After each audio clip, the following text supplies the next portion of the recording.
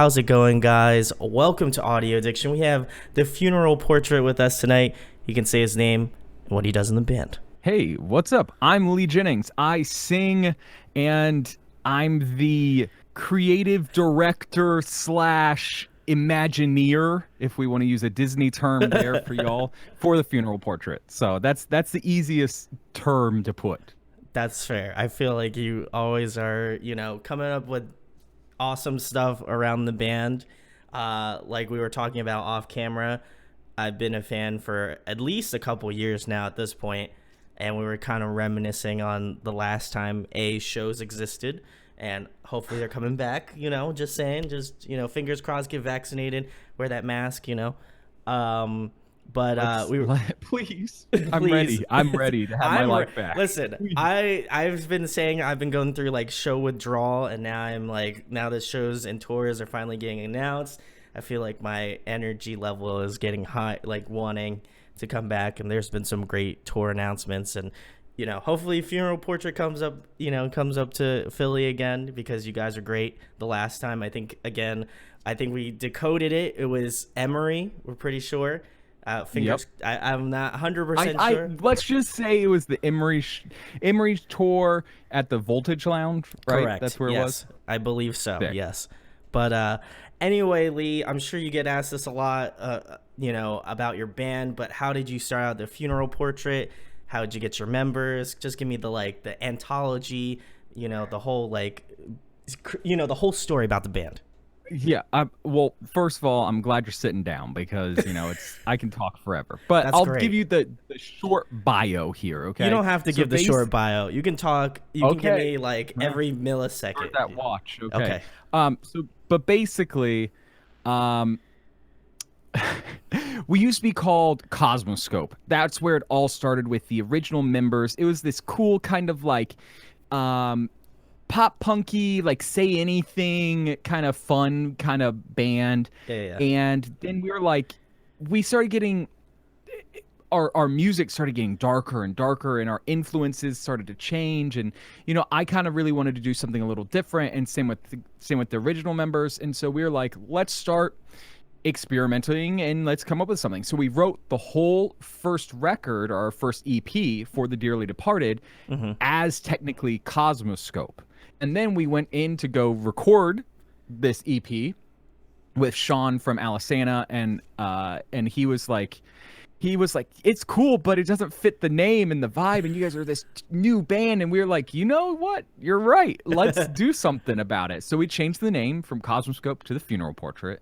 And then basically Sean asked us to join his label called Revival, and we did that for a few years and toured off of that EP, and then we made a record, more touring, and then things started to change. Some guys left the band because they wanted to do other projects, or they wanted to go back to school, or they wanted to do this or that, and that always happens. That's a band thing. Yeah. So, but for me, I was like, I can't leave this dream. I was like, I can't do this.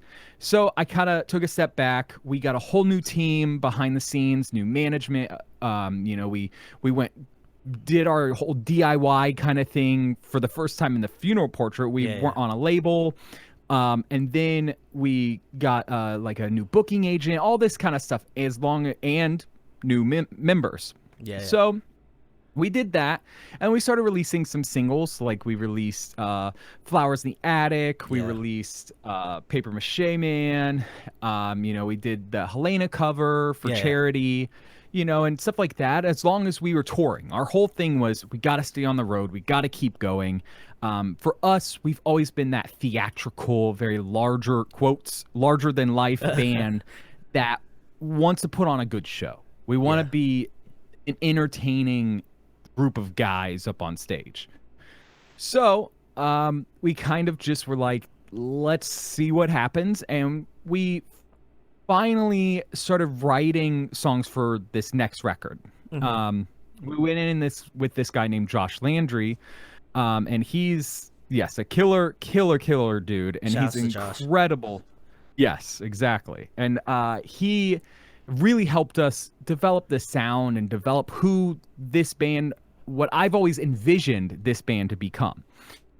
So then we basically just were like, let's see what happens. So let's release a song that kind of sounds a little different than anything else we've done, and that became Holy Water.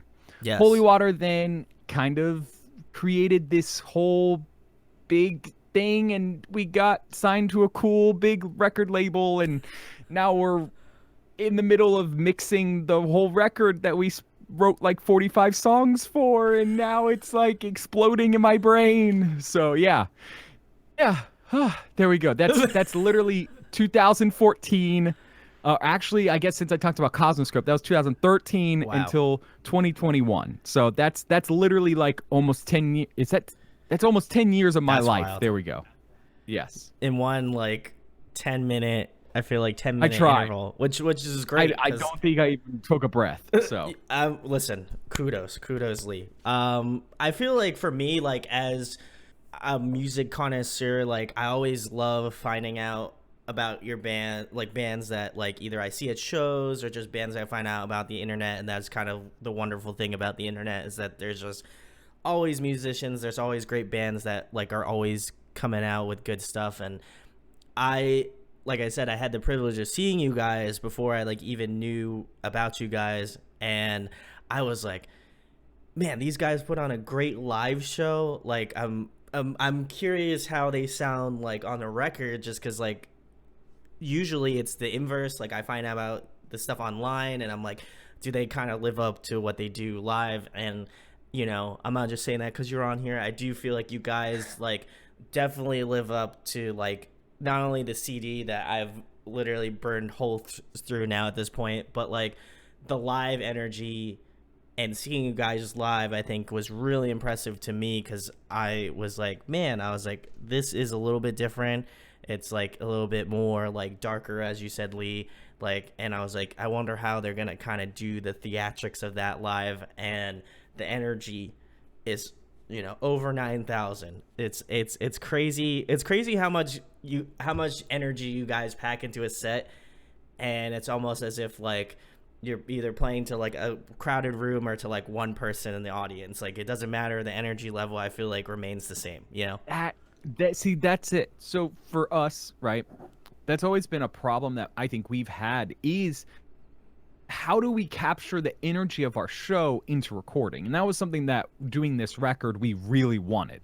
Yeah. So we did like live drums, live guitars. There's like actual keyboard, like pianos, and like real synthesizers, and I mean even the tambourine we like actually shook, like where you can easily drag and drop like a little production tambo. But like even we hired live string players, hired a live choir for all these backup vocal stuff. Yeah, so for us, we wanted to see if that would help create this feeling like you're experiencing the energy. And so far, I think so. I think it's cool. I mean, when the record comes out or the songs start coming out later this year, things will be like, okay, I kind of vibe it. I get it. It sounds live-esque. So, because I think for us, that's been the worst thing too. You talking about seeing a band live, and sometimes is the only way of discovering new music, besides running Facebook ads or going viral on TikTok or whatever it may be, right? I personally am not the best creative when it comes to social media. It's not that I don't like social media. It's not that I don't post on social media. I just don't make content directly for social media, because it's not me. It's not who I am. Yeah. And for me, I don't do things that aren't who I am. I've dedicated I mean, I told you, since 2014 is when, not even when I started doing bands, but when I started this technical band. And it's like, for me, I've spent all this time on the live show aspect and this larger than life performance. That's where I love to be. So for us, taking close to 2 years now. It's close to 2 years without shows for us, because November of 2019 was our last tour. And we're doing a tour we have our first show back in September, but our first tour is like we're doing like almost like a full US tour in October. And very cool. For us, that's almost 2 years. And that's crazy because it kind of feels like we had to push pause on the band, but we Hmm. weren't. Behind the scenes, a lot of stuff has changed, as in the music and the team, everything. I mean, so much has changed in the last 2 years. But, for us, it wasn't as easy as just getting in the van and just driving to a show. And even if it was for 5 people, we like to try and convince all 5 of those people to come to the merch table afterwards and buy something, Oh yeah. or at least take a free poster so that way they remember us. Because for us, that's our promotion. Like Oh that's yeah. our TikTok video, is playing a sold out show, to 1,000 people is our version of going viral. That's I Oh, know that 100%. sounds so weird or whatever, but for us, that's just the type of band we are. I look at other bands like that, like Fever 333. They're not going to go viral on freaking TikTok. I mean, they kind of can because of what they talk about, but Yeah. you go see Fever live and you're like, oh my God, they put on this crazy show. Yeah. I must listen to them now. That's the type of band that we are as well. No, I feel like I totally agree with you. Like you're the definitely, and that I feel like you guys have a good audience of people that like believe in like your music, what you do, and like seeing you live. Like I fully, if you guys have not checked out the Funeral Portrait, I would definitely go see them, because for me, like it was kind of like the mystery, or like the ambiance of like seeing a band do what they do live, like, and in comparison to like other bands that I've seen and obviously love, like there's definitely certain bands that do well in that sort of studio environment, and then can translate that sort of stuff live very well. But I feel like there's a special type of band that where you see them live and you're like, man, this is just magical, and you're hoping that the magic kind of continues on in the record. And I feel like for myself, like I felt that like I could almost like envision you guys playing as you're like as I'm listening to the record, because I can like because I had seen you guys, so like maybe that might not make sense to other people because they haven't seen you play live. But I would definitely recommend, if you are in the area and they are playing near you, you should definitely go see them, because like Lee said about like kind of the Fever 333, they're a type of band that if you see them live, I feel like you're gonna be hooked. And I went to the merch table and I asked Lee to give me a CD, because I was that like, you got me hook, line, and sinker. Like I was really on board, kind of is immediately when I saw you guys, because it's for me being like, I don't know how long I've been in the scene for, probably like 10 years or more now at this point, but like I've kind of always grown up in the aspect of like I've seen a lot of bands live. Like obviously earlier on, social media wasn't that big of a thing, and now a lot of Well, bands you are had like kind of, MySpace. You had yeah, your MySpace, but MySpace, and you had Facebook's that like a was little a bit. connection kind of thing. MySpace wasn't a thing to stop you from not wanting to go see someone live. Oh, The way 100%. like YouTube is now, and you have a lot of these pop artists or alt artists that like they don't have to tour because Yeah. they make so much money off of YouTube or even just being TikTok famous Oh or yeah. Instagram famous that it doesn't matter to them touring.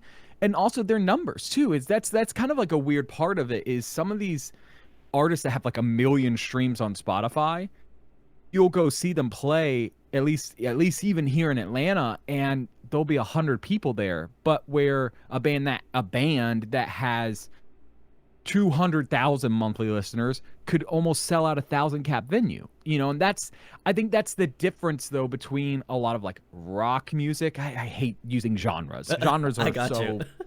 so Same dumb way, in my same brain. way. Yeah.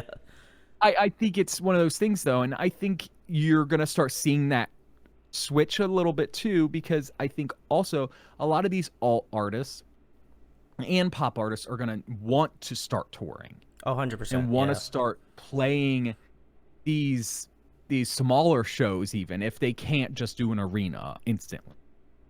Yeah, it's like the bedroom, like, I know everybody gives like Billie Eilish a lot of shit about being like a bedroom artist and stuff like that, and that's a whole nother topic for another day. But like, Yeah, but she kills it though. but Like, she yeah, exactly.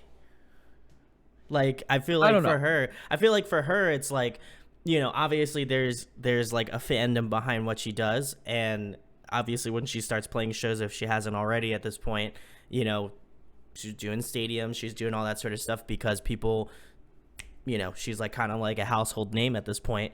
Of course. But I feel like with rock artists, It's kind of funny though because with her, it's so weird because I will say because she's actually pinned as like an alternative artist. She wins like a lot of alternative she awards, does. like Yeah. iHeartRadio and Billboard and I think even Grammys. She won like a rock maybe Grammy. I think might so. be wrong there, Yeah, but I think she won a stuff like Grammy. that. Yeah, she's won like a bunch, but which is sick. Yeah. So the thing with her though is I think she is starting that movement for pop artists or alternative artists that touring is important because I remember when she came through Atlanta on one of her first tours and it was a pretty small club. It was like 1,000 cap venue and it sold out instantly.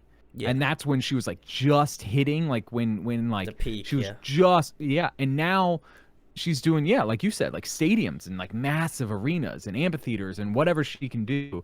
I think touring, especially now that touring is coming back, touring is going to be bigger than ever. Oh, 100%. I think this year might be a little crowded. It's a little weird because there's a lot of shit is getting announced right at the same time, and I'm even having a hard time being like, I don't know what shows I can go to. There's literally in July, August. In August, there's a week where I have a show that I want to go to literally every single night, and I'm just like, luckily it's at this place here called the Masquerade, which is like the spot here, so I know a good bit of people, so I think I'll be okay to just be like, hey, I'm here again, hey, I'm here again, hey, I'm here, whatever. But it's just like, man, like I don't know how people are gonna do it this year. I think 100%. I think next year we're gonna get back to the regular where there'll be like 2 shows a month that everybody goes to. If you're in music, you go 2 or 3 a month.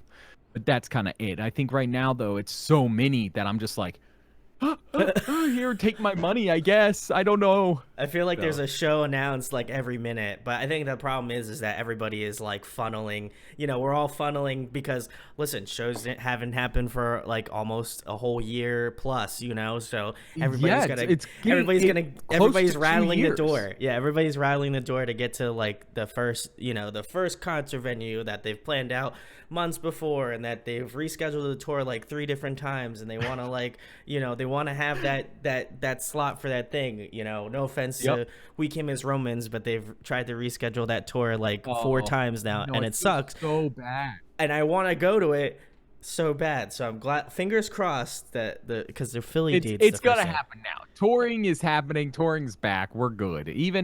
Listen, I want everyone to get the vaccine. I want everyone to wear a mask when they go out and about. Like, this is important. You know what I mean? But touring's back. Yeah. You know what I mean? Like we're ready to go, and I think everybody is, and I think that's a big problem though, because you're having all these rescheduled tours, and then you're having all these artists that popped off over the last 2 years, a year and a half. Oh yeah. That are now trying to schedule their tours because they're like, oh, it's time to go make some money. You got like Mod Sun and stuff like that. Like Mod Sun didn't have a tour, at least announced at that time that was going to happen, and then he releases that record that blew him up. Now he's doing like close to 2,000 cap venues, and they're going to sell out. Oh yeah. Where 100%. before the pandemic, he could maybe do like 200, 300. And then I'm talking here in Atlanta. I'm talking the numbers here in Atlanta, not all over the country or the world. But like, that's sick. That's sick that he was able to blow up, especially during a time without touring. Machine Gun Kelly, case in point. Thing. Yep. I think he's a big one where, he's massive now. He's like arena size. Where before it was like, okay, like he's like big, but he wasn't like that big. So and that's sick. I think it's one of those things. That's why also we picked a date. Like we got an offer. Someone sent us an offer to our agent. Hey, I'm willing to pay X amount of dollars to have the funeral portrait, this to be their first show back. Yeah. And it's at this festival, and we want them to headline it. and I was like, let's do that and let's pick it as our first show back. This is what we're gonna do, and we're gonna promote it as this. Excuse me, as this first like, let's do this. Let's do this. Yeah, So, like we're out. We're going out. oh This is God, it. I'm so ready. It's 2 months away, and I'm ready. You know what I mean? So. I feel that every time I see an announcement, I'm like, I look at my wallet and I'm like, how much money am I going to be able to? How many concerts am I going to be able to afford this This week? is the problem too. Is a lot of stuff is selling out. We're used to like, I Take a didn't while. really have to worry. Yeah, I could wait. Unless it was something huge, like whatever it may be. If it was My Chemical Romance reunion. Yeah. Of course I'm gonna buy tickets right then and there, or BTS or something. I was like, okay, I'll buy my BTS tickets the second I can. But I think that's right now, like, the only tour that's coming up that I don't think that's sold out, at least here in Atlanta, is the Beartooth show. I don't think that's like sold out yet. It's going to, and I'm Yeah. like, oh God, I gotta get tickets for that before it sells out, because here we go again, and I already have Yeah. like, I'm gonna go to Sad Summer Festival, and I'm gonna do like, I think Paris, Sad Summer, My Friend's Gonna Wake It Last. I'm trying to think of, there's 2 other shows that week in August, and I'm just like, oh my God, I guess we're doing this. Okay. So Listen, might as well just, make a week out of it, enjoy the shows, enjoy the music being back, that's how I'm going to take it. I think literally that same weekend is our emo night. Like, how we have emo night that comes through. So emo night's that Friday too. I think it's so funny because like I like to talk about this too, and I'm going to bring this point up, is a lot of bands, they won't talk about like being fans of other bands. I don't know. It's weird because I see that sometimes. That's where so like strange. me talking about going to Sad Summer Festival because I want to see the Story So Far in the main, you know what I mean? And All Time Low too, but the Story So Far put out an incredible record. Oh yeah. What, in 2018? Proper that was Dose? 2018? Yeah. I think Yeah, it was. I think it was, yeah. Oh my God, dude, so Chef's good. kiss. Yes, definitely. But I think for me, I like to talk about that stuff. It's like me talking about anytime that I get to talk about My Chemical Romance and what that band did for me, and why I play music is because of that band. But I don't know. I see some bands are too cool to like post about bands. Like, I'm going to go see this band because I'm just best friends with them, or not because I like this band. Like, the new Beartooth record is sick. Yeah, it is. I hopefully I will be able to go to that show. You know what I mean? That's going to be sick. And I'm not going to try and cool guy my way to the show, and be like, I got to get the guest list, shit like that, man. Like, I'm just over that. That needs to stay pre-pandemic. Oh, 100%. All that, like, all of that crap of being too cool for something has to stay pre-pandemic, because no one's too cool. No one, not a single person, not a single person.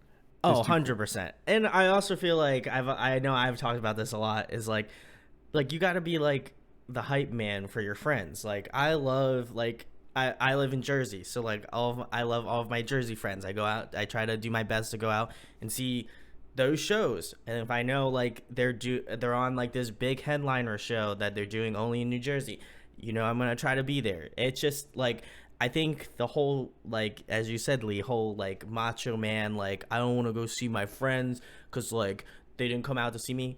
Who gives a shit? Just go out and see them. Go support them. They're part of your system of music. Support them. Otherwise, this scene is not going to grow in your area. Exactly. Thank you. Trust me.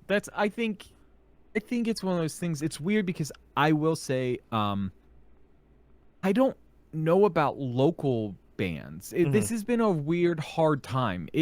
For national bands, for big bands, during this pandemic, they've been fine, honestly, because all of them could do the live streams. Oh yeah. They could all record a billion covers, and everybody would watch their covers and all these things, right? They were all fine. Oh, right? Yeah, 100%. It's the small bands like the Funeral Portrait and smaller, local bands that got hit the hardest, because what are we supposed to do? Like, what just release music and have nobody pay attention to it because we're not playing shows or whatever? You know what I mean? It it was a weird time. Yeah, a lot of bands took to TikTok. TikTok really blew up a lot Yeah. of bands, and which is sick. I'm all for it, and literally our producer, Josh Landry, he literally blew up on TikTok like overnight. He literally has like 250,000 followers on there. Yeah, the dude's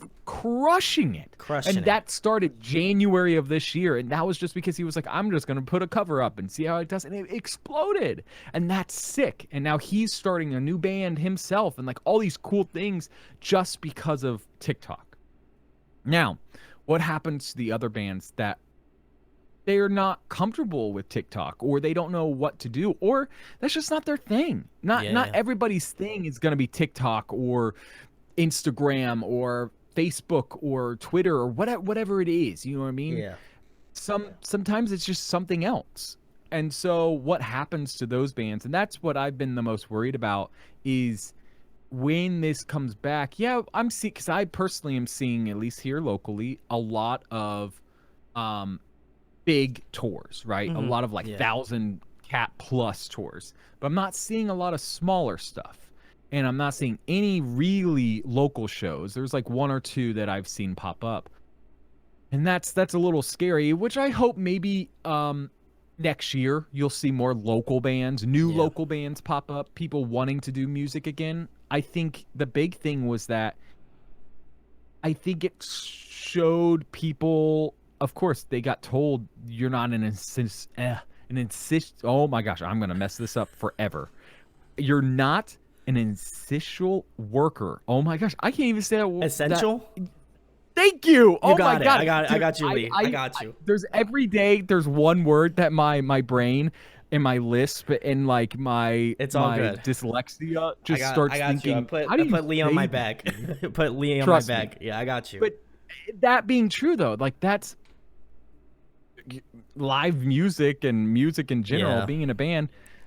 It's entertainment's important, but it's like a lot of these kids, I think they were just tired of being told that. So they were just like, okay, I guess my band's done now because of this. Or you just stop, I don't know, like when you stop hanging out with your friends and all your friends are in your band and you're just like, I guess we're just drifting apart. It is what it is.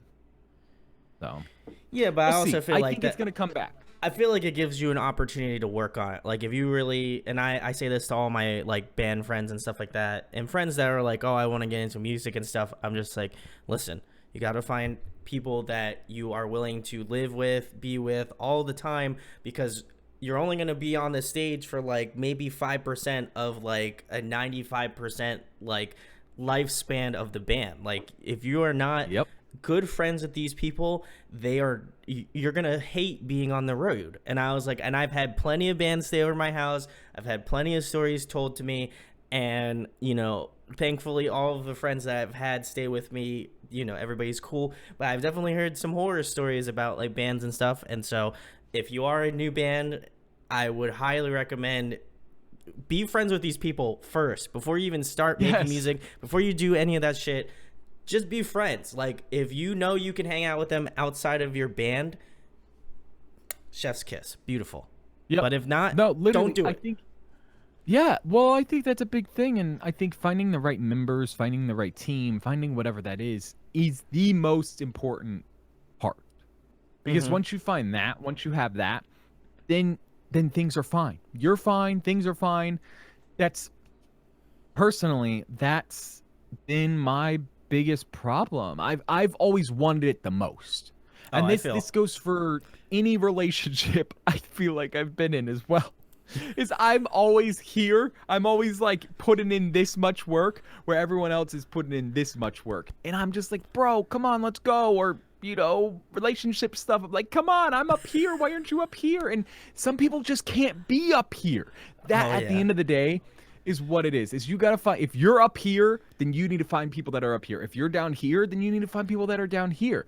And that is the easiest thing to say, because I think that would have saved me so much heartbreak in my original formation of the funeral portrait into the second one. And then also in past relationships and friendships and whatever it is you just got to find right-minded people, and especially people that would do anything for that thing, if that's how you are, you know. And for me, I would do anything for my band. I would do anything 100%. for this project, and this is my life. Like, I'm 30 years old, you know what I mean, dude? I've been doing this for a while, and I'm not stopping. And I don't care. We could get dropped by this big label, you know what I mean? And all these things could happen. I'm not stopping. I don't care. This is what I was meant to be and what I Yeah. was meant to do. Now, am I gonna be? Are we gonna be as big as My Chemical Romance? Probably not. Are we gonna even be as big as The Day to Remember or, uh, what's like or even like Bad Flower? You know, Bad Yeah. Flower. I love that band. Probably not, man. That's hard. Like I don't know. I guess we could be as big as Bad Flower, but the other bands that I mentioned, are we gonna be the next My Chemical Romance? Probably not. But that's fine. For me, I want to do this for a living. I want to do this because I enjoy it and because I know that I'm good at it. So one thing in this world, one thing I'm not good at. I mean, you literally just heard me try and say a word. So essential. You know, I had a problem saying essential worker. Why? Why? I could. So come on. I think the only thing that I could do at least is be in a band. So, you know, that works. Well, I feel like you guys are gonna make it. You know, like I said Thank earlier, you. I loved you guys live. I'm excited about the new work to be coming out, and to kind of piggyback on the last thing, just like I feel the same way about me doing YouTube and interviewing bands, and I feel like I'm never gonna I'm 28 and I'm not gonna stop finding new bands. I'm not gonna stop interviewing people. Like, this is what I love to do. Do I do it for a living? No, but if you guys want to help me, further that dream, that'd be great. But I feel like whenever I have people on this, like, my whole goal is for new fans, people who love your band or like love what I do, or kind of a combination of those two things, that they come away with the knowledge that, like, either myself or Lee or anyone else that I have on, that we're all human and that we're all people, and that we enjoy talking about music. We love doing this. We love doing it regardless if it's interviewing people, making the music, or whatever. Like, that's like, I want it to come away as genuine and as more of a conversation between friends, and just like doing it that way, because I feel like sometimes we take away from the fact that, like, oh, well, like, Lee's up on stage and he's doing his vocal thing and throwing his mic around and all that sort of stuff. He is the nicest dude. Yeah, And I well, say this all the time. People are always I've met some of the nicest people in my entire life in this scene. Like, hands down, no bar, no cap, that, like, 100%. And I feel like once we start to realize that, like, these people are just like you and I think that's, like, it just makes the conversation that much easier. It's like, I feel like sometimes people put people on pedestals, and I know I've had fans come up to me and say, like, oh my God, I wasn't expecting you to be so, like, down to earth or similar to how you do interviews. And I am like, I am the same that I will be doing this, versus if you see me out in the wild, same thing, 100%. Yeah. And it's just strange. Like, I personally find that That's very so. strange that somebody would never be exactly the same, or within reason, the I see, same. it's hard because I've met so many people that are just they're just dicks, man. Like, and it's just that's the one thing I don't want, and that's the one thing that I like about, and this is why not touring affected me so heavily, is because I was like, I don't know, for me, I use the band and I use playing shows and I use meeting people as kind of like a form of like therapy, Oh, right? For 100%. me, Yeah. it gets me out of my comfort zone of being in this little cave that I have down here, and gets me going and just being who I am, and I get to meet awesome people like you, and other people, and our what we call our coffin crew and Yeah. everything like that, and it's like, for me, that's what it's about. Like, I do like performing. The performing part is fun as well, but what I love the most is standing at merch and talking to people. Like, Oh, not even people 100%. that are coming up to be like, "Oh my god, you guys are so cool." It's literally just talking to people. Like, that's I just all I care about. I love that. I like meeting the other bands. I like going on tour and becoming close with other band members and Yeah. stuff. And that's I still to this day talk to so many people in so many bands that I've toured with over Yeah. the years. And that's so awesome to me. Like, that's so sick, and that's just it's weird because that's those are my friends now, you know? They live in different parts of the country or even in Germany and stuff like that, you Yeah. know, in another band, you know, that we toured with. And it's just stuff like that that's just important to me, you know? And that's what it's going to be though. That's what I'm going to do, and that's what it's going to be.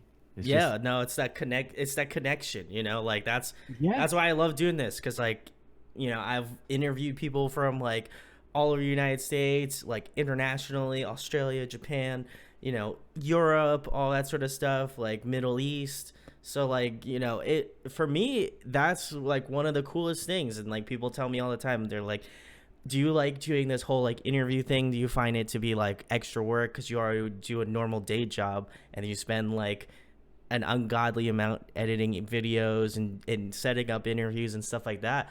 And I'm like, it doesn't feel like work to me. Like, this has always felt like, no matter if I'm setting up like 5 interviews in one day and I'm, completely wiped after I'm done with the fifth one, I love doing it because it is so cool to get people's unique perspective on their music, their lives, and how it kind of really affects your life and who you are and stuff like that. Like, I wouldn't be in this scene if I wasn't affected by some of the bands that like I grew up with. Like, I'm wearing a My Chemical Romance shirt, like they've affected my life. Like early Fall Out Boy, like early All American Rejects, like that's the beginning. And then Swing, like swing, August Burn swing, balancing time. and Yeah, then dude. like and then August That Burns first All Red. American Reject record.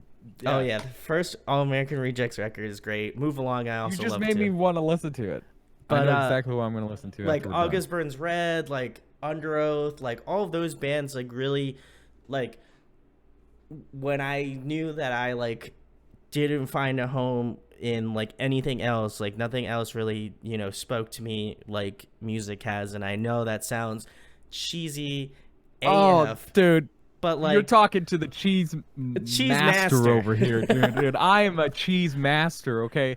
I that's okay, that is why I got into music as well, is because I didn't belong anywhere else. Yeah. I was a theater kid, but not even really, because like I liked theater, but I don't know, I just wasn't it wasn't what I loved. I was good at it and I was okay and whatever, you know, but it just wasn't me. And so finally one day I kind of discovered punk rock is what I like to call it all. I I got label you. it as I punk knew what you rock, meant. you It's the know. umbrella. Yeah. Yeah, yeah. And it changed me, and it was like, whoa, what is Yeah. this? This is people get paid to act silly, okay? You know, and that's me is I get to run around, act silly, and have fun, and get to be able to pay my bills. Okay, that's fine, whatever. I think that at the end of the day is what is the most important to me. Is if I was changed so heavily because of My Chemical Romance, because of AFI and Alkaline Trio and Evanescence and Oh yeah. whoever it may be, Taking Back Sunday, whatever it may be, right? Brand New to Bright Eyes to Jenny Lewis to those are like the oldest of the old that I used to listen to and stuff. And I think for me, I want that for other kids. And that's a big problem is I don't think a lot of people, yeah, okay, you have a lot of these random bedroom pop artists that are showing up that a lot of the younger kids are really into, Yeah. you Yeah. know, that they go to Hot Topic, but they don't, they shop at Hot Topic, but they don't like Black Veil Brides anymore. You know what I mean? That's They I like, know. Yeah, I know what you're talking about. Yeah. you know what I mean? It's they like whoever it may be. I'm bad at keeping up with new Oh, pop so am I. artists, but I'm so bad. I'm really bad at it. But for me, I think that's what bands. Okay, so take I think Palais Royale does it pretty Yeah, well. yeah, Pally I'm not, Royale. I don't think a lot of people musically are like hugely into them, but they have that community and they have that fandom that they like include everyone. I think Youngblood crushes it. Yeah, I think 100%. Yeah. he has that. He's got those kids in the palm of his hand because he lets them know him and who he really is, and he lets them be who they really are to be his fan. And this ties in, what month we're in Pride Month. And for me, I think the community, of what surrounds Pride and what it really is in rock music is really hard, because a lot of this rock music and active rock and Pride and the queer community don't go hand in hand. Yeah. And it's sad Yeah, because it is. for me, just the other week I posted something on Facebook about it, because in this moment posted this thing about how they were in support of Pride and how they're going to donate some money by selling like a t-shirt or something like that. And I was like, yo, this is awesome to see an active rock band post something like this. And then I, of course, doing what you're not supposed to do, I looked at the comments and I saw so many people.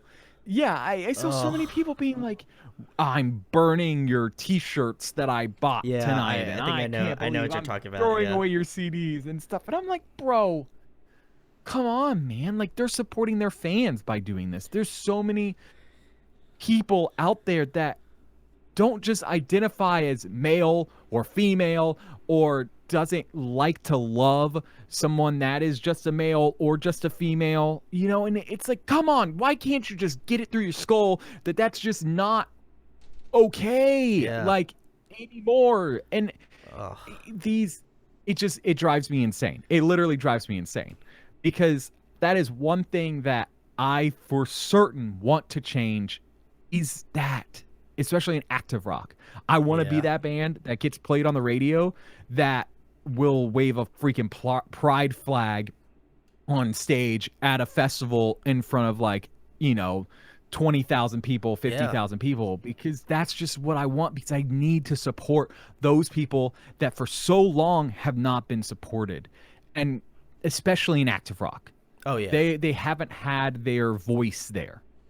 And Yeah. it's sad. I feel like they haven't had their moment yet. I mean, like, I Yep. definitely feel like there's, I don't know, like, I hate to say it, but like, it's almost like I feel like some bands like that live in the shadows. Like they kind of like, they kind of hide because especially I think more so like in the metal community, at least I would say, there's a lot of gatekeeping, and I'm not afraid to say that because I know it's true, like how many, It's how a lot many of, Asian people do you see, in Oh. metal or that, other than like obviously Japan, because Japan, Japan is it's his own or thing. Dragon Force. Or Dragon. Yes, Dragon Force.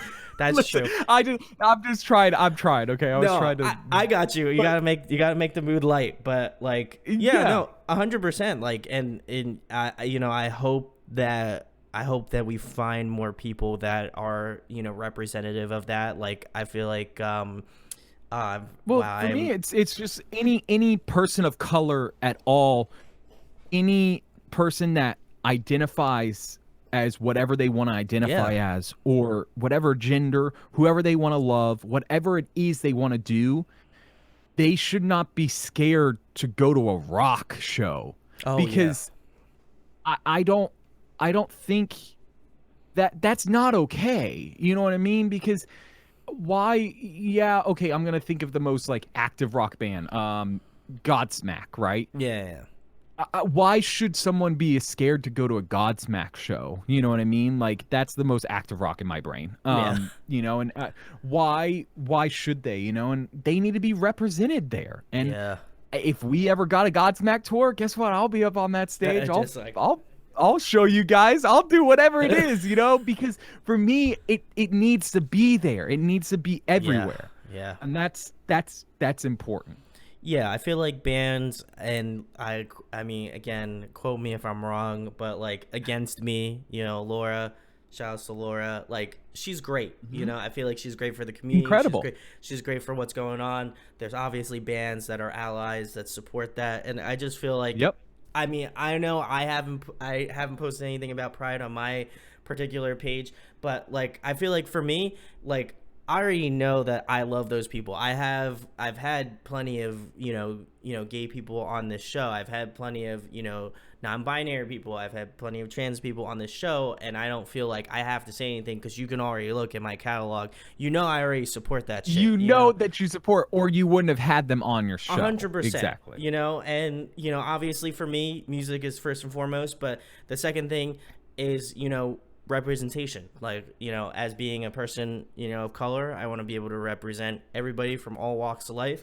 And if you feel like you can't do that, then pardon my French, but you can fuck off. I don't care. Like that's not that's the whole point. Like music is a universal language, and I feel like we've gone on this long-winded tangent. %. I know. Great. Well, but it's been great. It needs to be said. But it needs to be said. So I feel like, if you are watching this and you are, a part of that community, you're at least welcome here at Audio Addiction. I can guarantee you're welcome at funeral portrait shows. All that. I'll fight someone, bro. Listen, I'll fight someone too. Yeah, dude. Like if anybody, if that ever anything weird or if I ever saw anybody picking on anybody at one of our shows for any sort of way, oh my god, man, you better freaking run, brother. You better. I can't. I can't deal with that shit either. So guys, don't do that. Listen, our community is way better than that. Let's stop the gatekeeping. If I had to put it all in one, pilot point, love other people, even if that's not what you personally do, and if it isn't something that you personally like, you fucking don't belong in the scene anyway. So exactly. I'm sorry if that offends you, but it's whatever. Anyway, we're gonna move on to a lighter topic, Lee, because there's a potential of a canceling possibility, which we won't get canceled because listen, we about the scene, so I feel like that's not there. But I figured I posed a question to you, Lee. What are you listening to currently? What's on your Spotify? What kind are you listening to as of currently right now? Hey, you know what I'm gonna do? I'm gonna pull your phone out. How about that?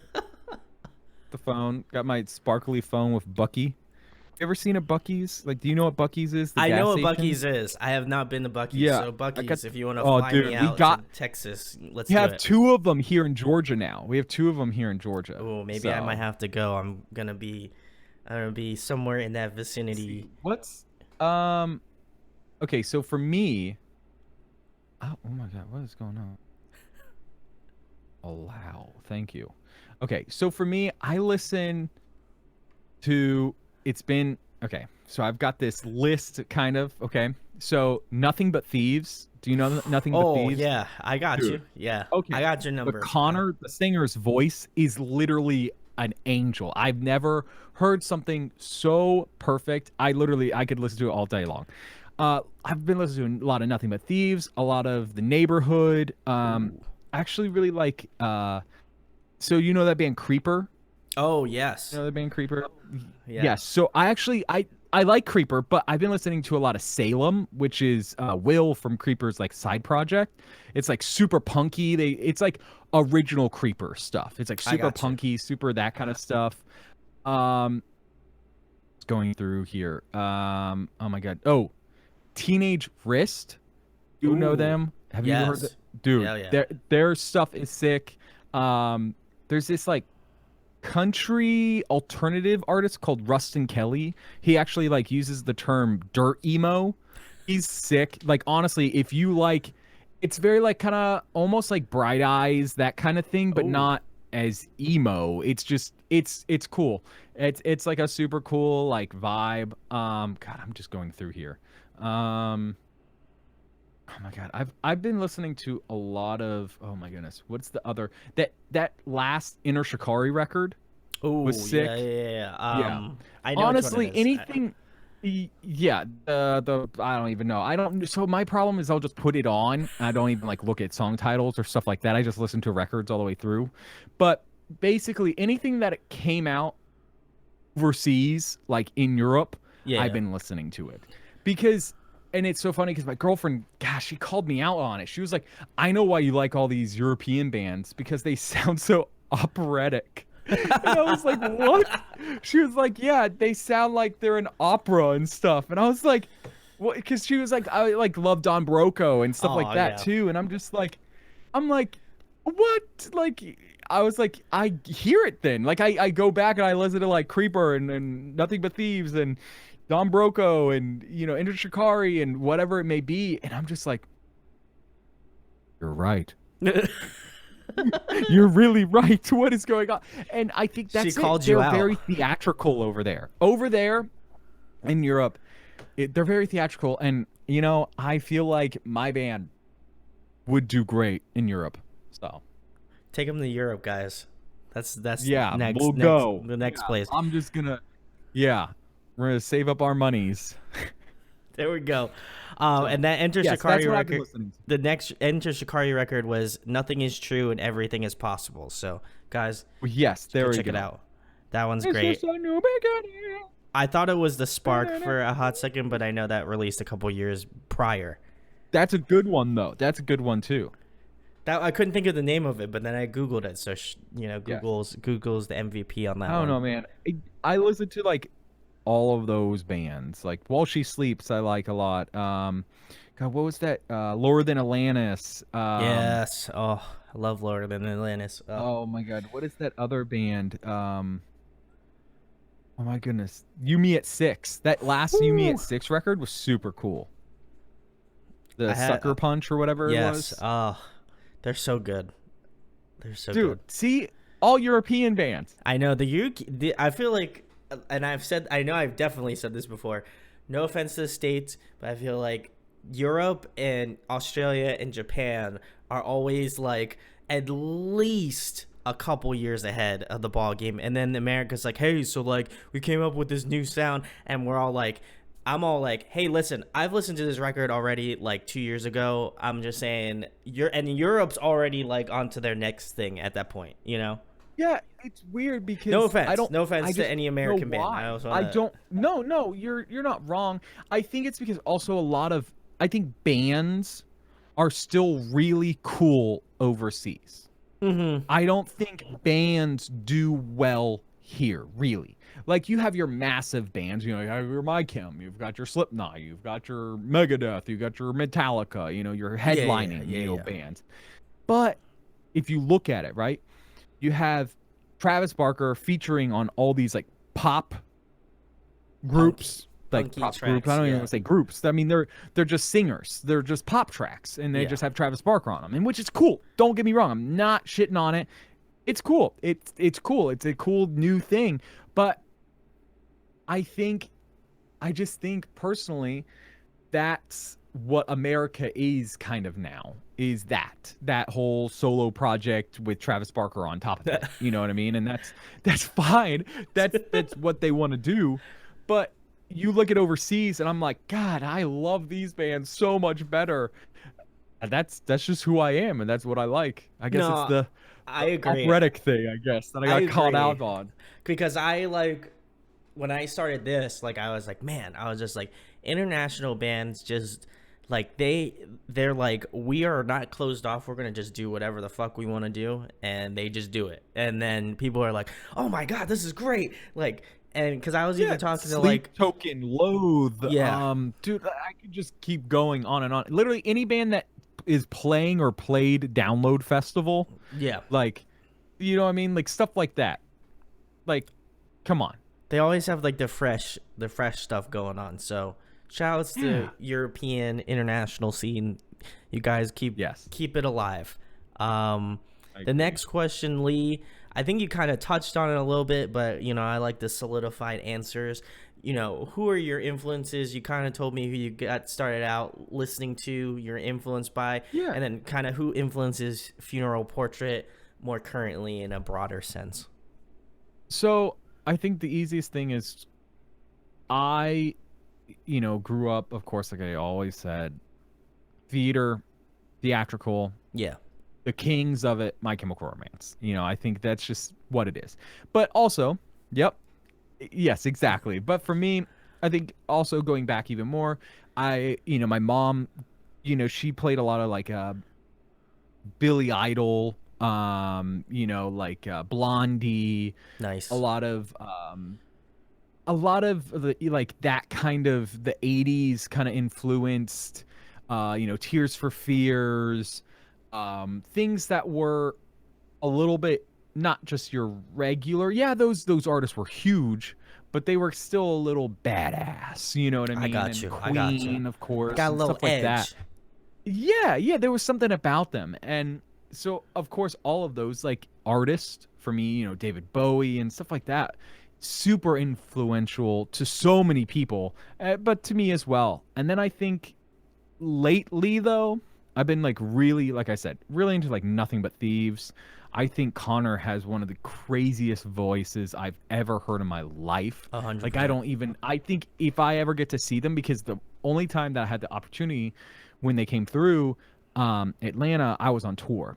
Oh, Because I think it was like it was like November, the same exact time. And I was like, oh my God, I probably will cry when I see them. I think they have a lot of influence on us tonally. There's just something with the tone. Some like Royal Blood. yeah. I think, but also the classics, the Used, the My Kims, the, that kind of stuff. But also, like, we have songs on this record that are like, there's like a piano ballad, that sounds like a straight from a Queen record, and everything that we're doing, is, yeah, there's like a little bit of like active rock in it too. Yeah, yeah. There's some like southern kind of gospel-y kind of stuff too. You have a little bit of Shinedown-ish, and stuff. And I think Shinedown doesn't even want to be Shinedown anymore. I think they want to be, something new and cool, I and got I you. think Yeah. that's fine. Their last record was pretty cool, and even the record before it. I think you take a lot, like for Foo Fighters, that kind of stuff, Oh like yeah. rock. That's a rock song, man. Like that, our record kind of has a little bit of that. So I'll take it.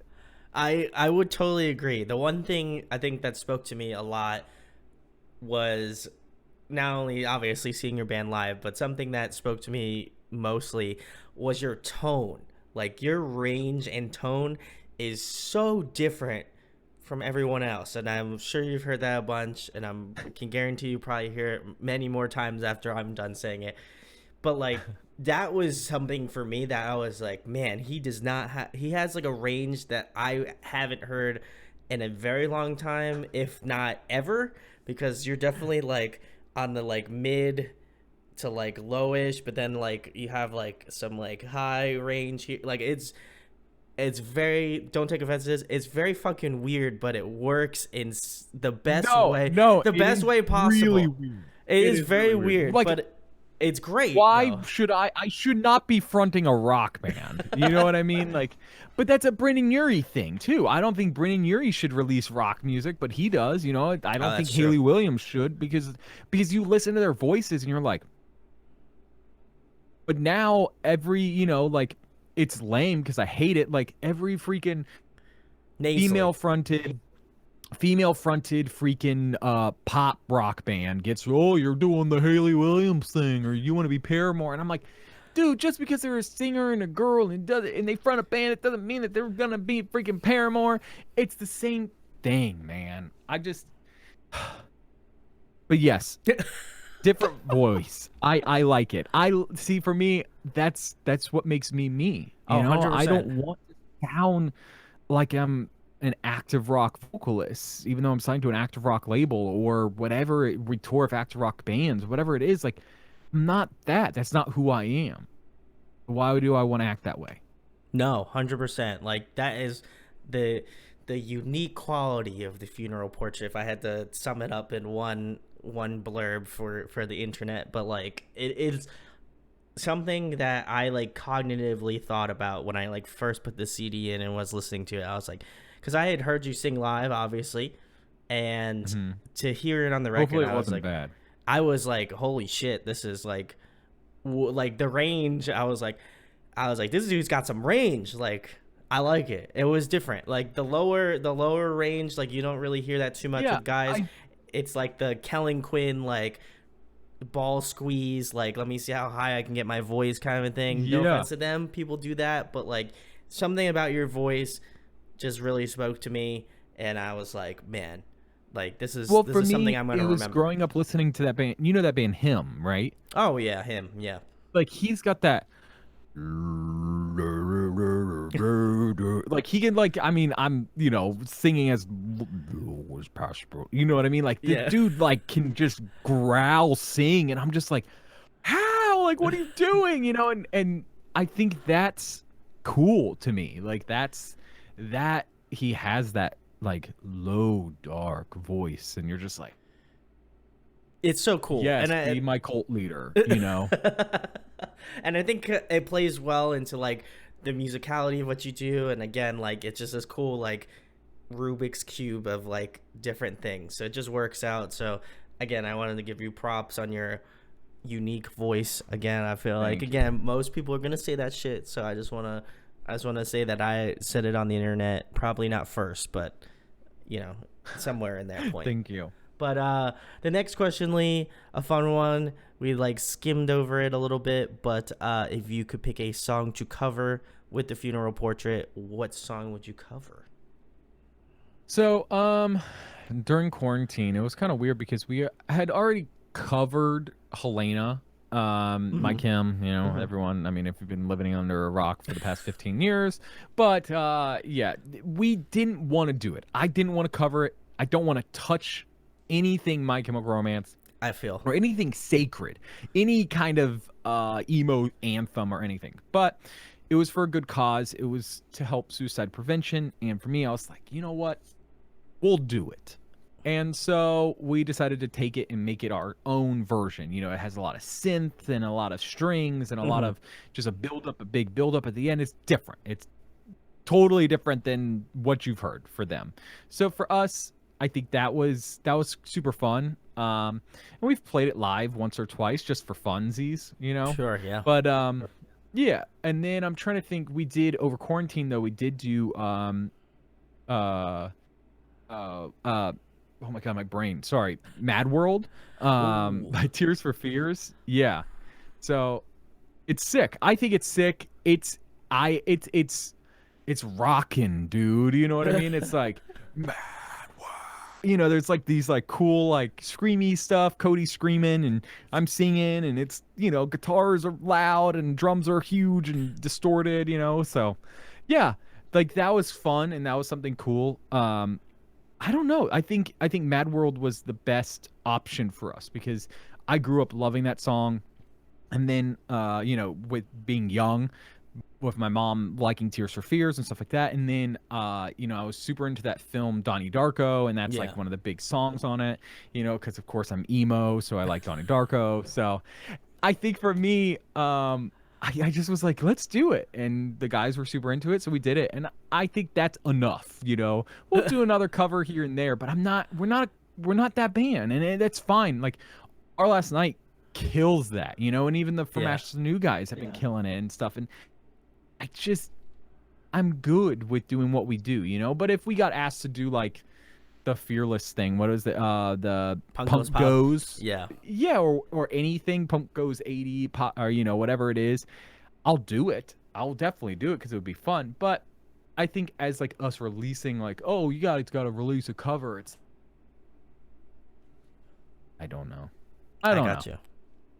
Well, guys, if you want to check out Mad World, I'll leave a link below, and maybe not, but if you would like to sprinkle in a comment here and there, maybe they might wind up covering it. I can't guarantee anything because, as you heard, Lee hasn't officially closed that door, but it's like creaking. It's got a I little. just There's wanna. a little I gap. would love to do something. I see. For me, I want. It's hard because I just want our record to come out, you know, like, and then once the record's out, then we can talk about doing It's some more free covers, you reign. know. It's free reign. Yeah, then we'll do. I'll do freaking 100 covers. I don't care. I just want this record out.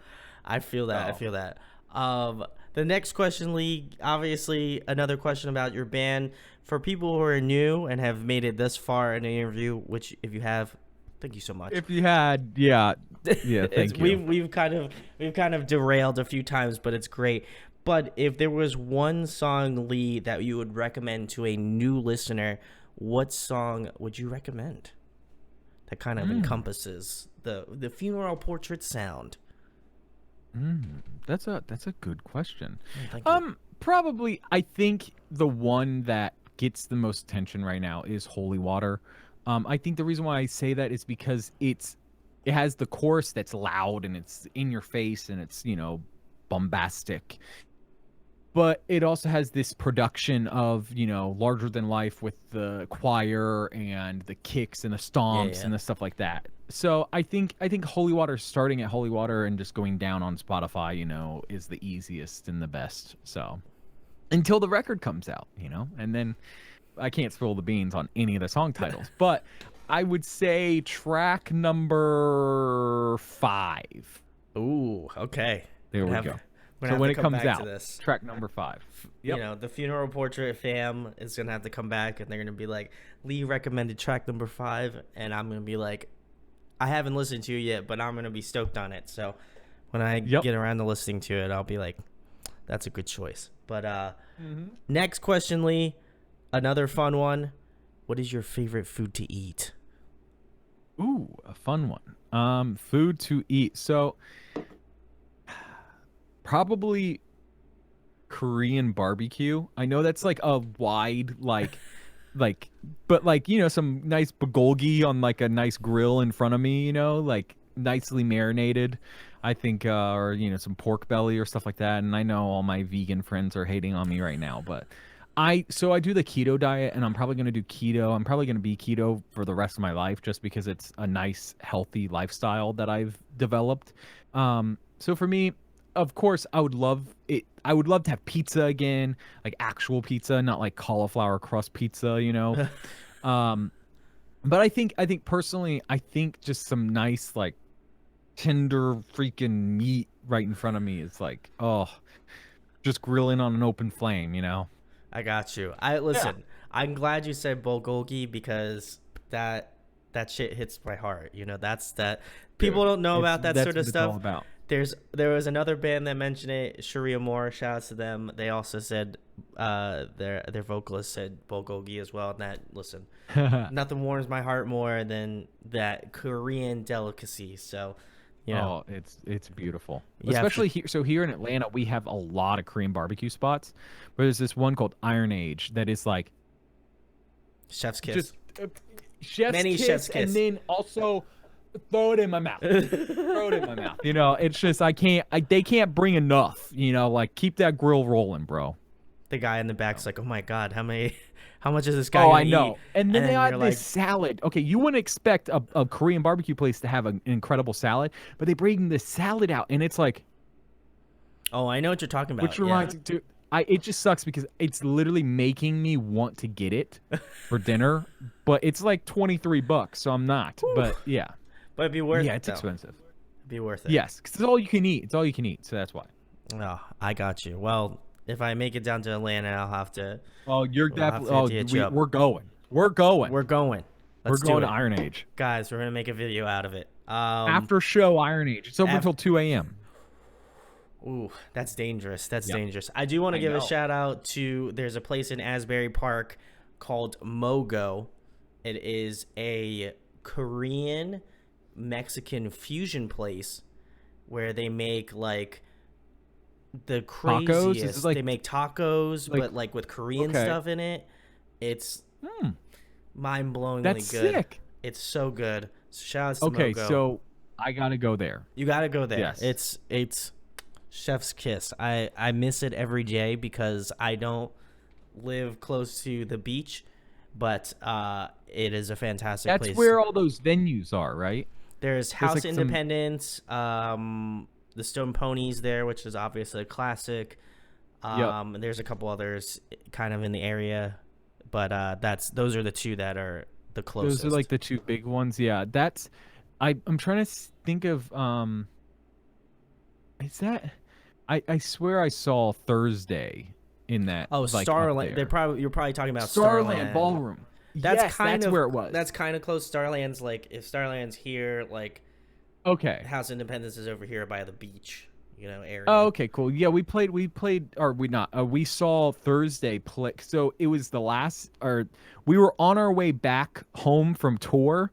The last date was in like New York City or something, Oh, and very we were cool. staying with a friend in New Jersey before we drove all the way back down, and we saw that Thursday was doing like a 20-year anniversary show that night of War All the Time, and I was like, guys, we gotta go. This is one of my favorite records. And so we bought tickets. There was still tickets left, which I was know weird. that's surprising. Yeah.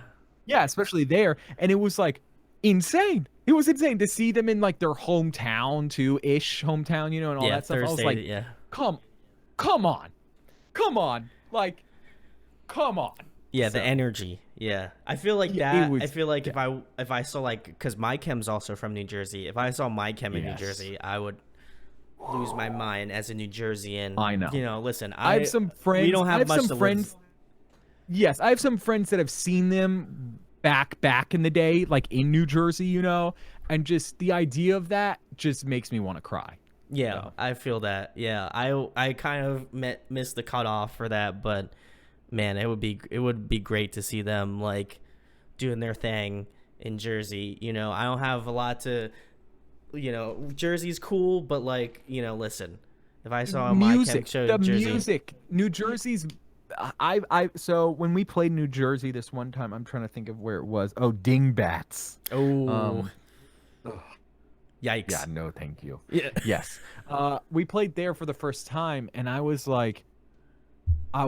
did this whole spiel about New Jersey and how the music of New Jersey like influenced me and my band so much, like Yeah, you yeah, had, Mike Kim, you had Saves the Day, you had Thursday, you had Coheed yeah. and Cambria.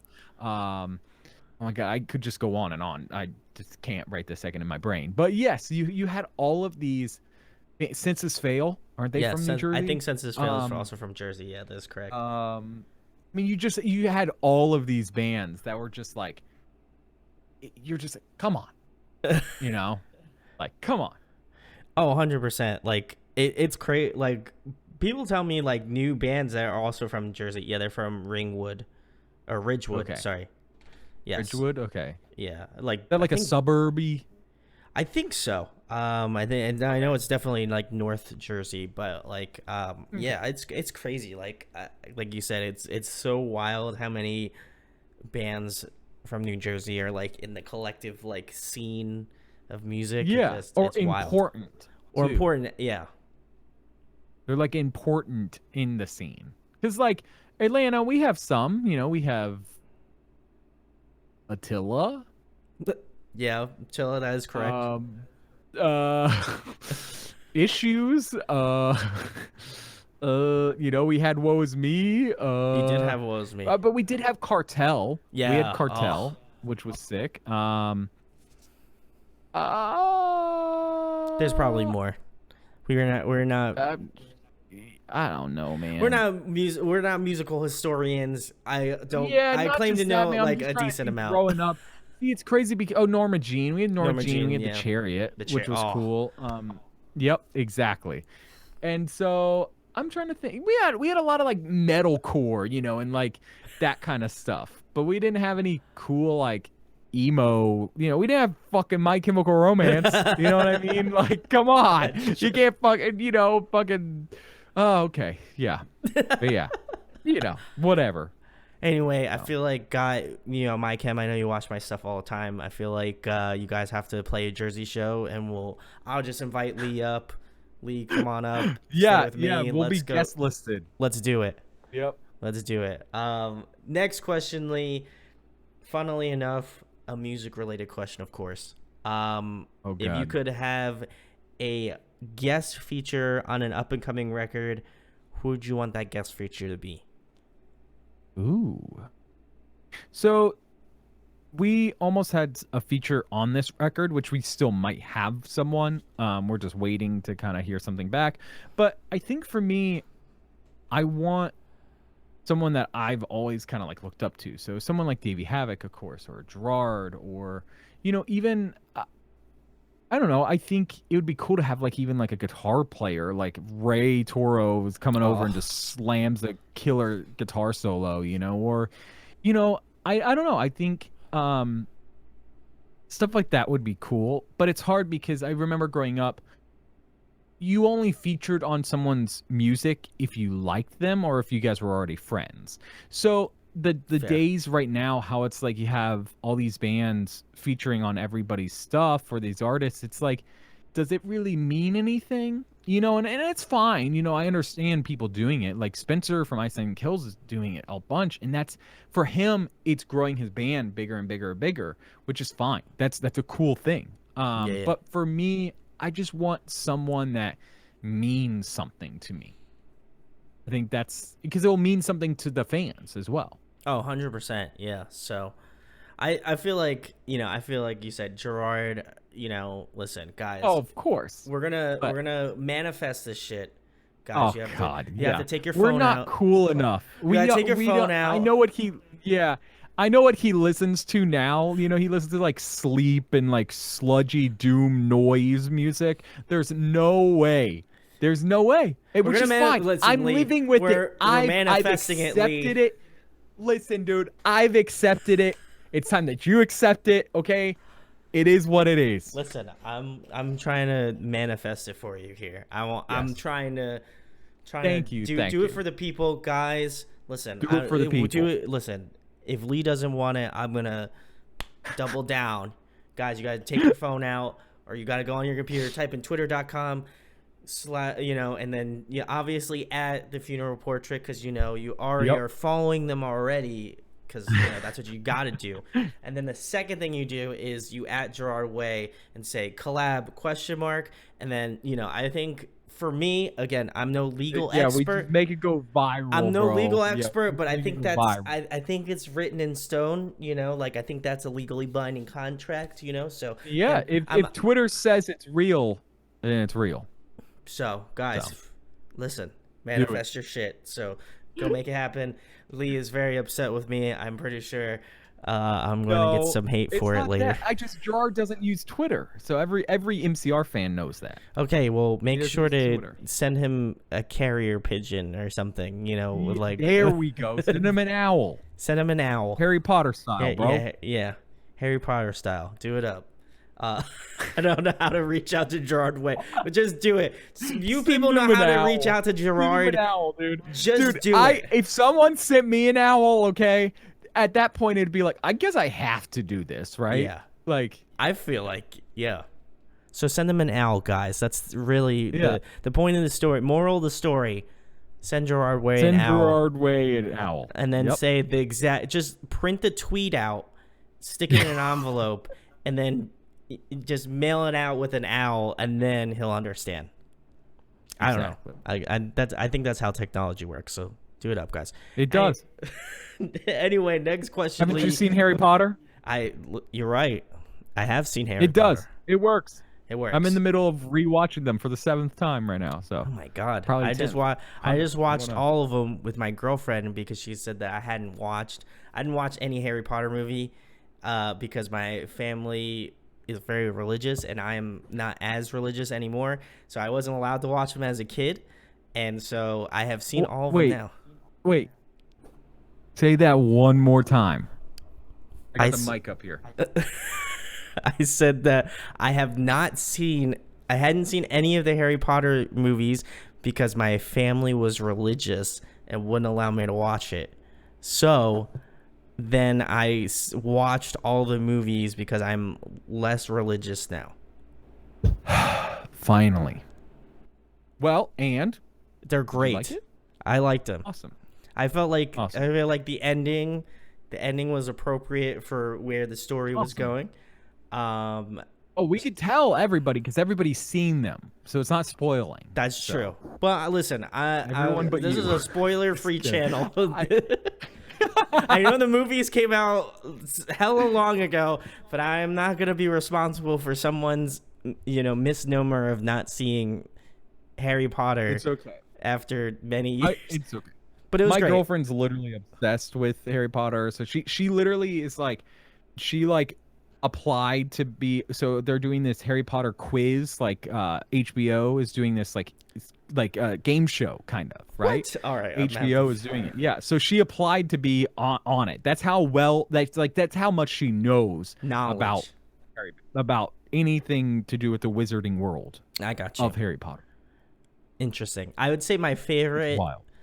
movie out of the series of Harry Potter movies, I liked Prisoner of Azkaban. I think that one was the one that I enjoyed the most. That's the one that I just finished, right? So what we're doing is we're listening to them all on tape, aka Oh, very cool. Audible. Like the audiobooks. Yes. Yeah. Shouts to Audible. Well, yeah, because there's this guy, Jim Dale is his name. He's got one of those voices that you're just like, tell me more.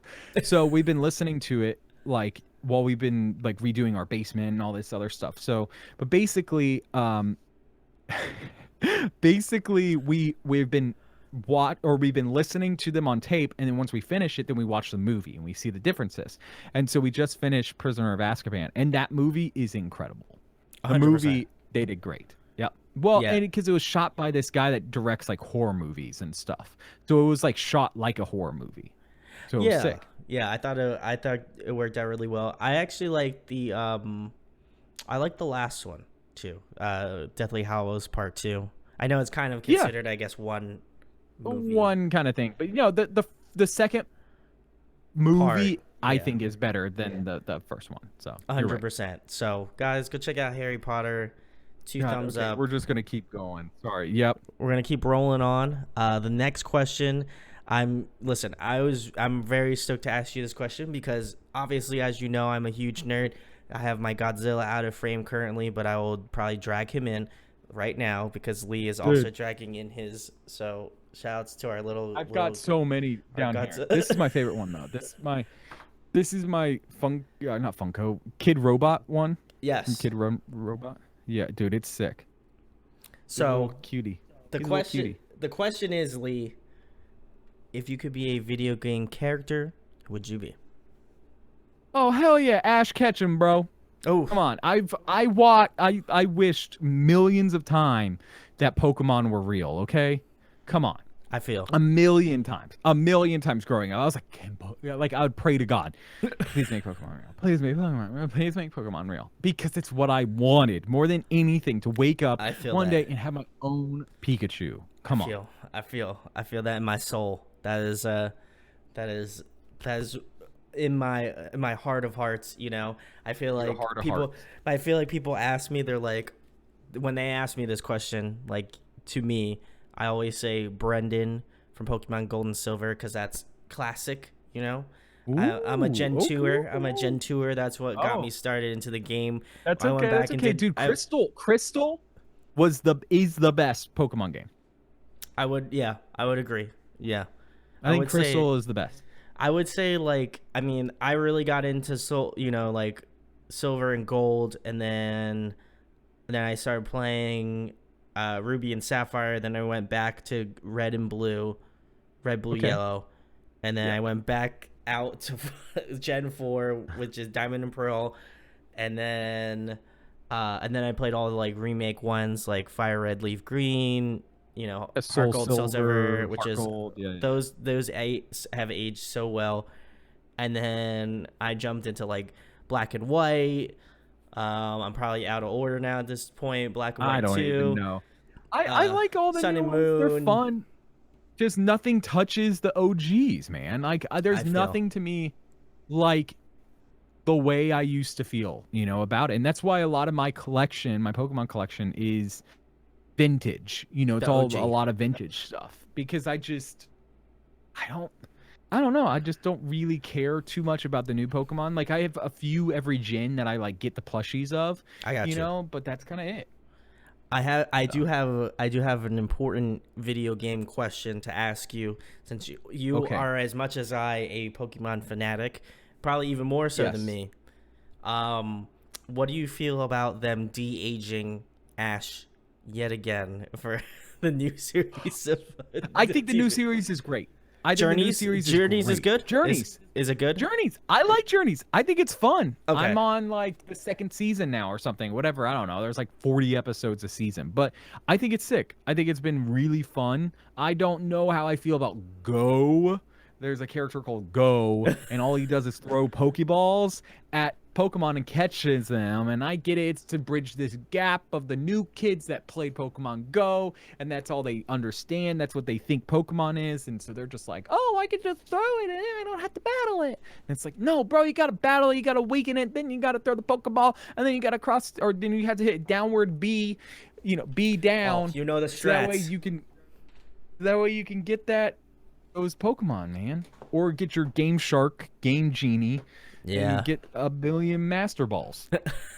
That's so true. Okay, good. know, man. I'm glad I got your stance on it. I haven't seen Journeys yet. I've seen. Go binge it. I'm gonna go binge it. I'm gonna have to give you guys my thoughts on it. But I'm excited. I watched. I've pretty much seen all of the like Pokemon stuff. I haven't seen like all of the movies, but I've seen like I think they did that remake movie of like first gen with like red and blue. That was fantastic. Whoever did that was chef's kiss. I really enjoyed that. But I don't know. I'm always What was it? It was like I Choose You. Wasn't it like so. I Choose You? Yeah. It was the Pikachu one, right? Yeah. Yeah. It was cool. It was good. I think they're doing a good job. Anytime any people that live in Japan that would like to, send me some Japanese Pokemon Center stuff, drop me a line. Same with Lee. Me too. Let's do it. I'll pay big bucks. We'll pay buko bucks for that Pokemon stuff. There you go. So let's go. Not let's go like the game. Not Pokemon Let's Go, Just as in the worst freaking Pokemon game. But yes. Next. All right. Next question, Lee. If you were to compile a dream tour lineup with the funeral portrait, who would be on it? Baby Metal, My Chemical Romance, Creeper, AFI, the funeral portrait. Wow. That was sick. I would I'm I would gonna pay Boca Buck Fett. So I just need you to go Baby up on Metal. stage with Baby Metal. That would be kind of cool. Dude. I know you had the photo with oh my god, that's adorable. Yeah. Yes, I do. I have the photo with the girls. I Yes. met them. It was crazy. I'm sure they were super crazy. nice. They were. There we go, guys. Well, again, if you use Twitter, you already know the deal. Oh yeah, Manifest dude, that shit. It's weird though because Twitter went off. So I like posted the photo on Twitter, and it like went crazy, dude. It like went almost like viral because their fans like love them so much. Oh, 100%. So, Yeah. So guys, yes. do it up. I'm just saying.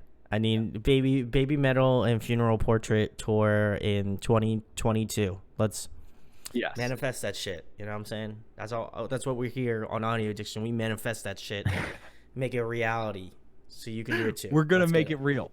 We're gonna make it real. I'm just trying to tell you. I told you so. I want you to get on the ground level. We're on the ground level. I will do it. We will do it. I will tour Baby Metal. I know that because I'm gonna make that happen. Let's do it. If you do it, Lee will be very disappointed, and you don't want to disappoint Lee. I'll guest list you. You can come to every show. Every show. Guys, let's do it. Let's do it. Next question, Lee. Who puts on a great live performance in terms of the bands you've seen? Obviously, I know My Chem's up there, and like they bands are. like that. I think Baby Metal probably put on one of the craziest shows that I've ever seen. The band is so tight. The girls were incredible. The production, just everything was just so cool. I think also, I'm trying to think of like opening bands because I want to think about that. Because I think a headlining band is different than an opening band, right? Because 100%. production, most of the time it's production, most of the time it's, gear or something like that, right? That changes. I think for me, I was really impressed. I'm trying to think of the first time I saw Don Broco. I think I think Don Broco just hit, and they were just like, okay, wow, this is like a real band, you know. And now this was not too long ago. It was a few years ago, and they were Yeah. already doing like massive tours in Europe. But here in the States, nobody knew who they were. They Oh, were opening up 100%. for like, I think it was state champs or something like that. And Yeah, it was I just saw like, them on that tour. They were yeah, wild.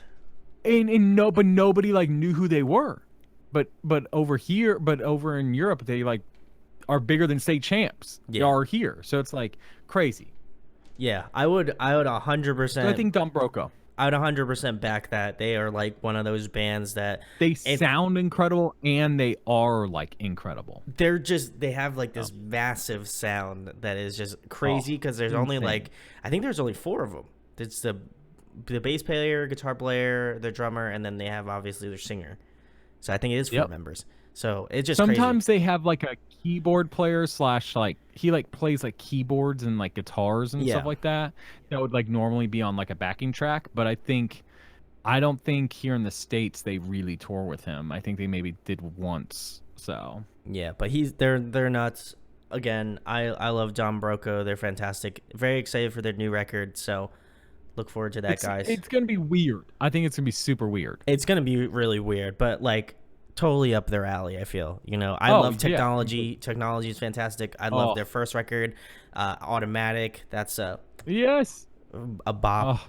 Underrated Broco record. Yeah. God, come on.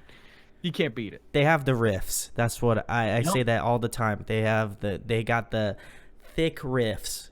So Yes. Don Broco at me. The next question, Lee. Favorite TV show, favorite movie. What's your go-tos? Ooh, okay, go to TV show. Anime is also included, just in case that was. Yeah. Probably just, OG Pokemon, man. Like, I Oof. could just watch it every day, morning, noon, night, whatever it is, New TV show, any of those Marvel ones, WandaVision, yes. Falcon Winter Soldier, and now Loki. I think they have been crushing it. Absolutely crushing it. Of course I watched all of Game of Thrones. I've done all of those, Westworld. Everything that you can think of, I've like basically kind of watched it. The Boys, whatever it is. I don't have time to watch these things. I don't I just either. somehow I do. Somehow I get to watch them. So it's normally because I don't sleep. I'll sleep like 4 hours a night. So Oh. like that's it. So that's why I'll do this. So I'll just watch TVs. Movies. That's a good one. I don't know. I honestly didn't grow up like watching movies. I think Wall-E probably. Oh, Wall-E's classic. probably my favorite movie.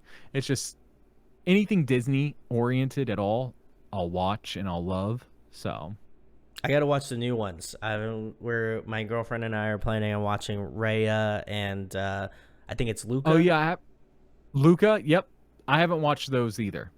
So I did see Cruella, and that was incredible. It was I thought good? they did a really good time. Yeah. we'll have to add it to the ongoing list of Yes. shows and movies Oh, I know. to Trust me. consume.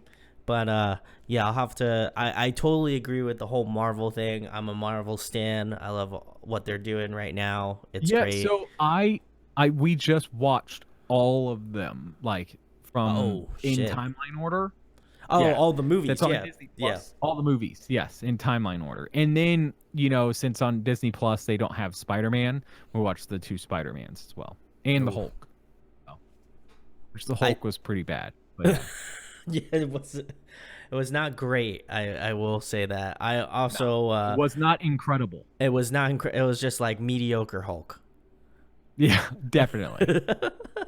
But I love that you went in chronological order because actually I think last year over quarantine, my girlfriend and I watched like every movie like chronologically, and it's great. Yes, So it's she wants to sick. do it again. So we'll probably wind up It's doing it sick. again. No, we loved it. We had a good time. It's always a good time. So if you guys haven't done that, Do first of it. all, you've been living under a rock, and Yeah. the second thing is you should do Homer it. Homer, yeah, Homer and I, my drummer Homer, we watched the director's cut of Lord of the Rings. Oh my Of god. Lord of the Rings. Dude, they were like 5.5 hours each. He literally would pass out after 45 minutes, and I'm just stuck there watching a 5 hour long movie. Oh So my yeah, god. Yeah, I gotta watch the we did that Snyder during cut. quarantine. The Yeah, Snyder cut during is next yeah. too. Oh, you haven't watched I it? haven't watched the Snyder cut yet. Oh, it was Carving great. 4 hours of time Way out. Carving four way hours. better though. Yeah, I've definitely heard We that did it's it much like better. we did it like an hour a night. Ah, okay. That's just all we could Because do. it's like Because we chapter. like same thing. Yeah, because I have enough time to like watch an hour of TV a day, like an hour. That's it, right? I know. Like just 1 hour. Okay, so like I have to choose: am I gonna watch an hour of this movie, or am I gonna watch like an hour of a TV show? You know, but Yeah, that's kind of it. I feel that. I feel that. Guys, if you have any good TV or movie recommendations, let us know in the comments. We're currently watching Handmaid's Tale on Hulu, which Ooh, is rough. good. It is I've real. wanted to. It's very Oh no. Oh dystopian future kind of thing. yeah. So I watched. I just am about to finish Man in the High Castle on Amazon. It's about basically Nazi Germany actually winning the war and Japan winning the war, and they split the U.S. in half. And then it kind of talks about time travel and weird stuff. But yeah, it gets a little like out there. But I loved it. I It's thought it was good. great. Okay, It's really good. we'll have to watch it. That's definitely. Yes, my 1 hour of TV a day has been consumed by that. We'll have to add it to the list. Sounds great, guys. Go check all those recommendations out. If you aren't already watching them already, you should do that. But next question, Lee. If you were trapped on a desert island for the next month and there was one album you could bring with you to listen to, what would it Oh, be? three cheers for Sweet Virginia, baby. I didn't Like, even have come to on, finish. I man. already That thing knew. could be on repeat forever. Honestly, the new that new I've been listening to this way too much. The new sorry, my brain is like the Neighborhood record. Ooh. Chip, what is his name? It's like a Chip Chrome and the Monotones. That's the name of the record. It's so good. It's just a fun, chill, good, just driving music. Oh, Windows put down, it on. cruising. Yeah, it's having a good day. I like that. I'm I'm gonna just have to having a check good that out. day. I didn't. Good day music. It's not on my radar, but I'm gonna have to add it. Revenge is like a bad day. You know, you're ready to like, you want to like kill your ex. But this is like just having a good day. Just want to listen Just to vibing. some, chill jams. Just vibing. I got you. I got you. I'll have to add it to the list because I always love. It's good. I'm gonna be taking a long trek by next month, so I'm gonna have to have some tasty jams. So I'm gonna have to come back That's to this awesome. one and remember it. But the second to last thing, Lee, I've been asking a lot of my guests on here. What do you want people to take away from the funeral portrait, whether it be kind of from a lyrical perspective or a musical perspective? What do you want new fans, people who have made it thus far, which again, if you made it this far, thank you so much. But you got to be a super fan of you either are a one of super us, fan, so. which I appreciate greatly. I think I think I get that though. I think I understand what you're saying. I think for me, I don't want them to take away that it's just a band. I think for I got you. me, it's not just a band.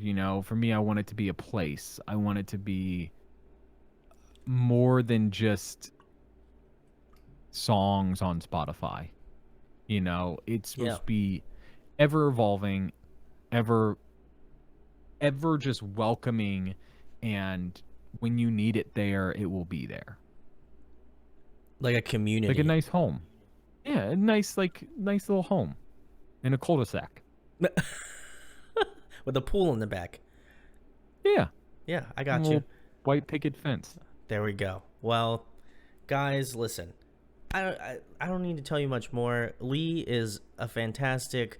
Like, I don't know why Lee doesn't have a podcast, because I feel like he would be primo for that shit. But Lee, it's been a great Because time I'm talking to busy you. watching my 1 hour of TV a day. I, again, I was super stoked to have you on. Evan, this has been a long time in the making, obviously, but nonetheless, we are here. It Years. happened. Manifestation. Again, we made it happen. But the last thing, Lee, the most important thing, tell the people where they can find you at on social media, what you guys have coming up in the next couple months, and anything else you like to plug or talk about. Literally, just type in go to this website, okay? Google.com. Okay, everyone, just right now, open a new window. Okay, open a new window on your browser, on your Google Chrome, Firefox, Internet Explorer. It might take you 10 years on Internet Explorer, but yeah. Yeah. Go to Google, type in the funeral portrait, and you will find us everywhere. It will because you'll either find the song from the band Opeth, or you will be like, oh, it's the band The Funeral Portrait. So there you go. Awesome. That's how easy it is. The last thing, Lee, I know I think this is a cheese ball question, so I always keep it at the end. So Hey, for those super I'm the duper cheese fans, master, so I know you're a cheese ask master, away. so I felt I would ask away. Was the funeral portrait name a first choice?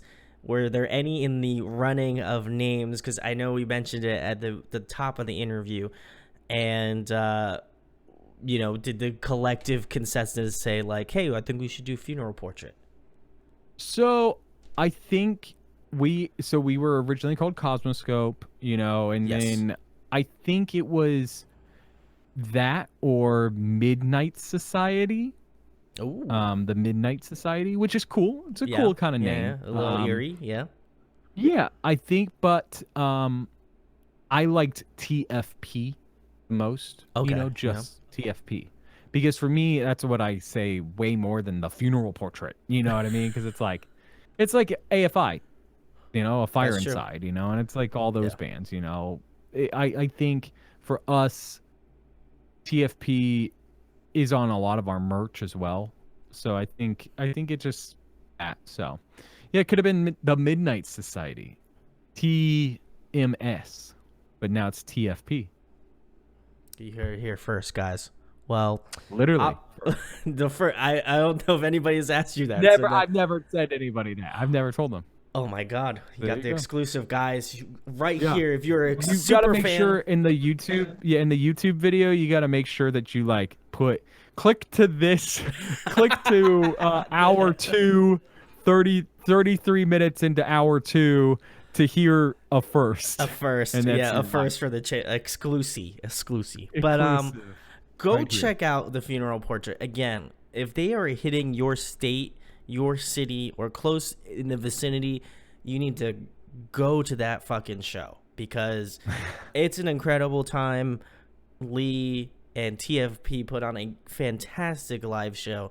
I feel like they're gonna have such a great and renewed energy to play live that It's gonna be my crazy. time seeing them I'm gonna blow stuff is up. he's gonna I'm go literally gonna blow stuff up. I'm gonna set fireworks off on stage. he's gonna be I'm not joking. You think can't not. I thought he was nuts here. I feel like he's gonna take it that much higher. So go check out TFP. All of the links will be in the description where you can find out about them, their music, all that sort of stuff. There's a new record coming out that he has not disclosed to me, but he should have, because that would have been great, because then I would have got that. I can't. He probably It's got to be secrets. Yeah, that's Gotta true. be secrets. But listen, NDAs. You know how we work. NDAs. You're right. Yeah, we work in secrets here. You work in the shadows, which would work out because you're the funeral portrait. But go check them out. Seriously, Lee is a fantastic dude, my man, my guy. Go check him out. Go check out their band. If you enjoyed this interview, share, like, and subscribe. It goes a long way, guys. I would Press really these buttons. I would really greatly appreciate it. Yeah, That'd be press- awesome. Yeah, press right here. There we go. We'll put it right here. Go check. Put it right out. here. I'll put it right here. And again, thanks to Lee for coming on, chatting. We talked for an extremely decent amount of time. So it was fantastic. Love Lee. So go check him out. Hopefully he'll be hitting Philadelphia soon, so we can hang out. Not in October. I'm sorry. But probably November or December. Oh, there we go. There we go. Well, thank you to Lee of the Funeral Portrait for coming on and chatting with me tonight. Thanks for having me.